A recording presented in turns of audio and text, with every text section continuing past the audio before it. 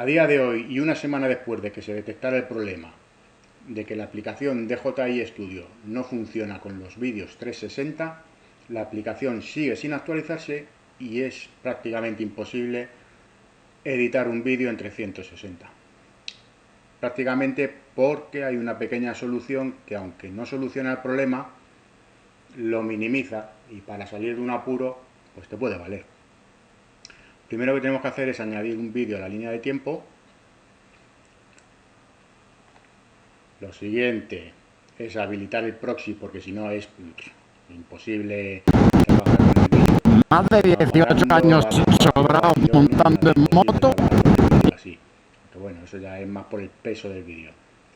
Nos vamos aquí a editar, aquí te sale el nombre, el formato, todo, la ubicación donde quieres guardarlo no se puede cambiar tampoco. Habilitamos el proxy, le damos a confirmar y ahora ya el vídeo. Ya lo petáis.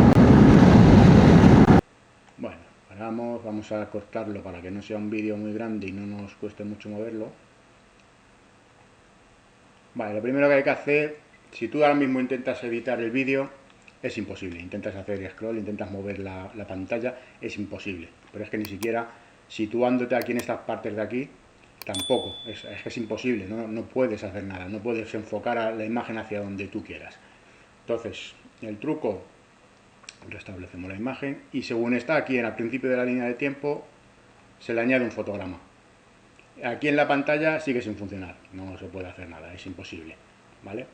Pero ahora te vienes aquí, en esta zona, y ahora sí que puedes moverlo lentamente y enfocar hacia donde tú quieras enfocar. No es una solución espectacular, pero te puede ayudar para salir del apaño. Luego otro problema que hay es que a la hora de exportar el vídeo, tampoco, aunque el vídeo esté grabado a 8K, tampoco te deja exportarlo a 8K, solo te lo exporta como mucho a 4K. No sé, hay unas cosas muy extrañas con esta aplicación. Espero que DJI se ponga las pilas para actualizar esta aplicación, porque esto te puede valer como una solución provisional, pero no es plan de tener que editar muchos vídeos así. Aparte luego lo que tarda en exportar, antes he exportado un vídeo de unos 20 minutos y ha tardado casi 2 horas en exportarlo, encima en 4K.